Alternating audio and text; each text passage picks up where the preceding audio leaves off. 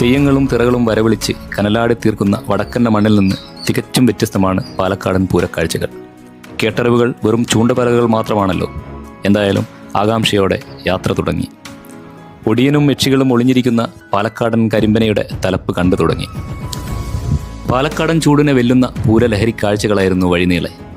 ആകാശമുട്ടെ ആനപ്പന്തലും തിടമ്പേറ്റിയ ആനകളും ഹരം പിടിച്ചു വരികയായിരുന്നു. പൂരപ്പറമ്പ് എത്തിയതും പ്രതീക്ഷകളെ തല്ലിക്കെടുത്തി പെരുമഴ. മഴവെള്ളം കുതിച്ചെത്തി ചെളിനീരായ പാടശേഖരത്തിലെ പൂരം ഇന്ന് നടക്കില്ലെന്ന് കണ്ടവരും കേട്ടവരും അടക്കം പറയാൻ തുടങ്ങി. അനിശ്ചിതത്വത്തിൻ്റെ നിമിഷങ്ങളായിരുന്നു പിന്നെ. എല്ലാവരുടെ മുഖത്തും നിരാശയുടെ കരുനിഴൽ വീണു തുടങ്ങി. ഒടുക്കം കാത്തിരിപ്പിന് ഫലം കണ്ടു. സമയമായപ്പോൾ മാനം തെളിഞ്ഞു. കാർമേഘങ്ങളെ വെല്ലുവിളിച്ച് കരിമ്പുക തുപ്പി ആകാശത്ത് പൂരവിസ്മയം തീർത്ത വെടിക്കെട്ടിൻ്റെ ആവേശം വാക്കുകളിൽ ഒതുക്കാനാവില്ല.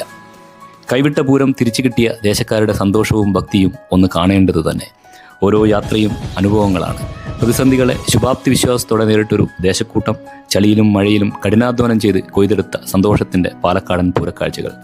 നെന്മാറ വല്ലങ്കി പൂരം.